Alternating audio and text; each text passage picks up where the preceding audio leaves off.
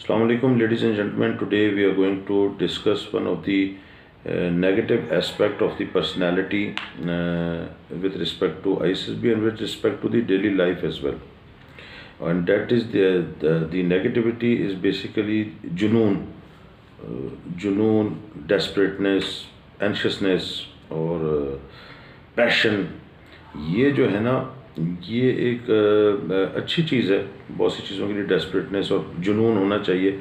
But ISSB में जाके ना बड़ा नेगेटिव हो जाता है, जो कि एक्सपीरियंस बेस्ड में मैं बात करूं, जो कि मैंने एक्सपीरियंस देखा है। This video is based on my experience, maybe I am wrong but I would like to share it.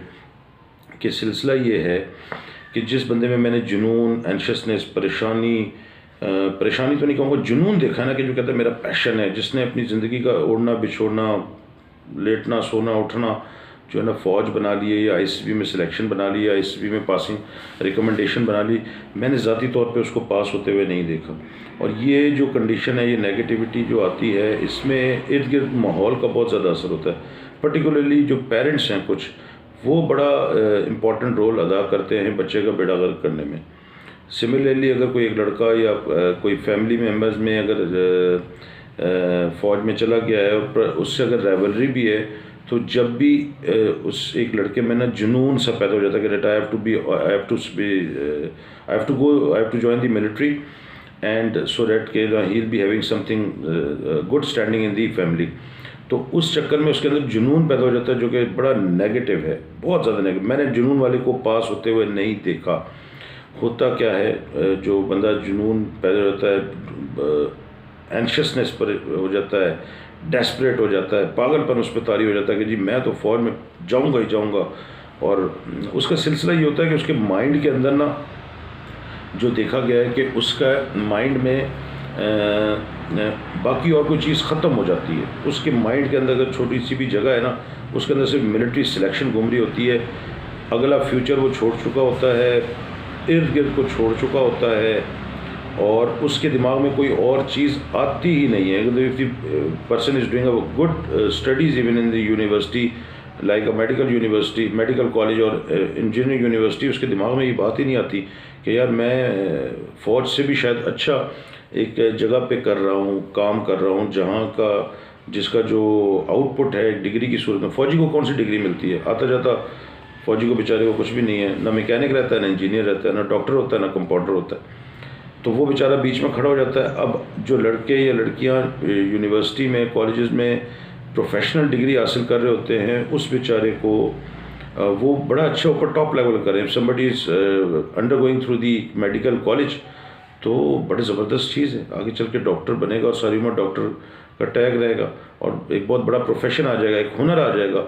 Similar goes for the engineering also. लेकिन वो ना, चूँकि डेस्परेटनेस हो चुकी होती है, तो फ़ौज के अलावा सोचता कुछ नहीं, बहुत बुरी तरह ब्रेक होता है। और आप देखेंगे ज़िंदगी में, आप देखें कि पहाड़ अगर खड़े होते हैं कितने मजबूत होते हैं, लेकिन उनकी जो लैंड स्लाइडिंग होती है ना, या पहाड़ ब्रेक होता है, वो भी बड़ा ख़तरनाक होता है, बड़े लोगों को लेके जाता है। Similar goes with the डेस्परेटनेस and anxiousness also. जुनून के साथ भी यही कंडीशन है कि लड़का या लड़की जाती है और जब आईसीयू में रहता है, फिर या तो आंसू निकलना शुरू हो जाते हैं, या फिर साल एक तक जो है ना होश ही नहीं आ रहा होता। बड़ा नेगेटिव एस्पेक्ट है उसमें। पेरेंट्स और इर्द गिर्द का माहौल बड़ा असर करते हैं। एंशियसनेस का नुकसान क्या है आईएसएसबी में? आईएसएसबी में नुकसान ये है कि एक तो सबसे पहले वो दोस्त ही नहीं रहता किसी का। उसकी एक तो पहली बात है कि आती नहीं है किसी कोई बात, दूसरी बात आती नहीं है। दूसरा, सोशल स्ट्रक्चर में वो दोस्त नहीं रहता किसी का। दोस्तों के साथ बैठा होगा, बट बैठेगा इसलिए कि यार कोई चीज़ पता करते हैं, कोई सवाल का जवाब पता करते हैं, कोई अच्छी चीज़ पता चल जाती है। वो दोस्तों के साथ एंजॉयमेंट के लिए नहीं बैठता, दोस्तों के साथ पढ़ाई के लिए बैठता है। मैं आईएसएसबी सेंटर के अंदर की बात करूँ, आईएसएसबी सेंटर के अंदर की जब आपके साथ वो बैठे होते हैं, तो आप जो है ना बेसिकली वो बंदा जो होता है वो सवाल के जवाब निकालने के लिए दोस्ती रख रहा होता है, अदरवाइज़ दोस्त नहीं होता किसी का, क्योंकि उसका दिल और दिमाग जो है ना वो मिलिट्री में फंसा हुआ होता है और मिलिट्री को हरफ आखिर समझ रहा होता है। सेकंड चीज़ क्या होती है कि ग्रुप टास्क जो होते हैं, तो ग्रुप टास्क में ग्रुप मेंबर नहीं रहता, ग्रुप लीडर बन जाता है। हर ग्रुप में वो एज अ ग्रुप मेंबर नहीं होता, वो होता है जी कि आई एम दी वन क्योंकि उसने अपने आप को शो ऑफ करना होता है, क्योंकि वो उसके अंदर जुनून आ चुका होता है। जुनून आ चुका होता है तो वो कहता है जी सिलेक्टर की नज़र मेरे ऊपर पड़े, मैं अपने ग्रुप में सबसे अच्छा हूँ, मैं सिलेक्ट होना है। मैंने सिलेक्ट होने वाला बंदा तो कभी सिलेक्ट होता ही नहीं है। जो अल्लाह ताला पे तवक्कुल रखेगा, जो मैं जाके परफॉर्म कर रहा हूँ, जो होना है अल्लाह ताला की मेहरबानी है, कर दे, ना करे ना करे। तो लेकिन ये कि जो बंदा सिलेक्ट होने जाता है, मैंने ज़ाती तौर पे उसको सिलेक्ट होते हुए नहीं देखा। जो बंदा जाता है कि यार I am going for ISB and I am going for my to give my exam and in a lively cheerful mood, और होता हो नहीं तो होता तो ना हो, तो उस पर उसकी परफॉर्मेंस बड़ी अच्छी हो जाती है, क्योंकि उसके दिमाग में रिकमेंडेशन नहीं चढ़ी होती। तो इस तरह जो ग्रुप में लड़का काम कर रहा होता है वो ग्रुप का मेंबर नहीं रहता, ग्रुप लीडर हो जाता है। मिलिट्री प्लान हो, ग्रुप डिस्कशन हो, प्रोग्रेसिव टास्क हो, कमांड टास्क पर बड़ा ज़बरदस्त कमाल हो जाता है, आगे बहुत तबाही फेर देता है वो। तो वो जो है वो आगे होने की कोशिश करता है हर मामले में, क्योंकि एंशियस है, जुनून है उसके अंदर। वो जुनून उसके दिमाग को सुकून में स्टेबल रहने नहीं दे रहा, दिल को स्टेबल रहने नहीं दे रहा, और वो कहता है मैं उछल उछल के आगे हूँ, लग जाता है। इसलिए इस तरह क्या कहते हैं, बहुत सी इसमें रीज़न बन सकती हैं, बहुत सी जगहों पे जहाँ ब्रेक हो सकता है।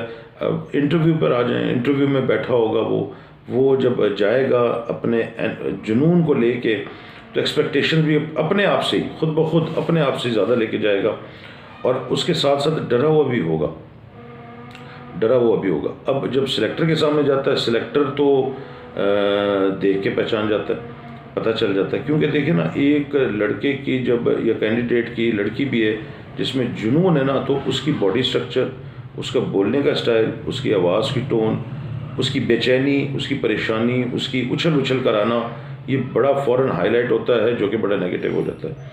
अब उसमें जो इंटरव्यू या किसी भी कोई ऐसा इवन प्रोग्रेसिव या ग्रुप टास्क हो रहा है, उसमें उस बेचारे में नेगेटिविटी क्या आती है कि अगर जो सिलेक्टर है, ग्रुप टास्क है, उसने 2 दफ़ा किसी दूसरे बंदे को देख लिया ना, या सवाल पूछ लिया, या किसी दूसरे लड़के ने जवाब दे दिया, तो ये आधा ब्रेक वहीं हो जाता है कि वही पहाड़ वाला है कि मजबूत तो है, लेकिन जब लैंड स्लाइडिंग होती है वो बड़ी ख़तरनाक होती है। तो अब वो जब दूसरे बंदे को ने 2 सवाल के जवाब दे दिए, या GTO ने 2 दफ़ा एक सिलेक्टर को एक कैंडिडेट को देख ही लिया, चाहे बेचारा मजबूर था, सिलेक्टर जो है उस बेचारे की कहीं नज़र और नहीं जा रही थी, उस खबीज़ दूसरे पे चली गई, तो ये जो वो उसको ये जब इसकी नज़र पड़ती है कि इसने जो सिलेक्टर उस बंदे को देख रहा है, ये वहाँ आधा ब्रेक हो जाता है, क्योंकि पागलपना तारी हुआ होता है, इसलिए वहाँ उसमें ब्रेक मतलब बिल्कुल टोटली ब्रेक हो जाता है, कोलैप्स हो जाता है।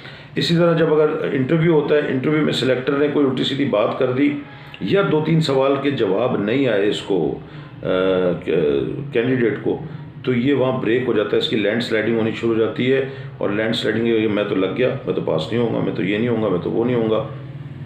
और अब ये जब परफॉर्मेंस होती है, तो ये जब इस तरह की हरकत होती है, तो जो अगला टास्क होता है ना, उसमें ही तो इसकी परफॉर्मेंस बिल्कुल डाउन हो जाती है, क्योंकि इसके दिमाग में चढ़ा हुआ होता है वही पिछले वाला कि जी मेरा, क्योंकि एंशियस था, उसी बात पे परेशान है, और वो वहाँ से परेशानी निकल नहीं रहा, क्योंकि कील जो है वो लकड़ी में ज़ोर से ठोक चुका है, वो निकलता तो है नहीं, क्योंकि इसने जुनून बना लिया अपना, और वो कील इसने अपना ठोक दिया वहाँ। कोई गलत हल्की सी भी, हालांकि वो गलती इतनी नहीं होगी, भाई एक चीज़ है जनरल नॉलेज नहीं आ रही तो क्या करें भाई, सर पे मारें, नहीं आ रही जनरल नॉलेज तो, लेकिन अगर जनरल नॉलेज नहीं आ रही, उसी बात पे लग जाएगा। कोई एक सवाल पूछा है, कोई एकेडमिक्स का, कोई मैथमेटिक्स का, कोई जनरल अवेयरनेस का, वो इसको नहीं आ रही, तो वो उसी पे होम ऑन हो जाएगा और लग जाएगा, बड़ी नेगेटिव चीज़ है। तो इसलिए इस पर जितनी भी बात की जाएगा, मैं तो अपने अंदर से जुनून ख़त्म करें, शौक़ पैदा करें। भाई शौक़ है, अल्लाह का शुक्र है मैं शौक़ है, लेकिन ये थोड़ी कि जुनून है, और सिलेक्ट हो गया बिस्मिल्लाह, नहीं होता अल्हम्दुलिल्लाह। भाई नहीं होता तो कौन सा फ़ौज ही है, कौन सा कोई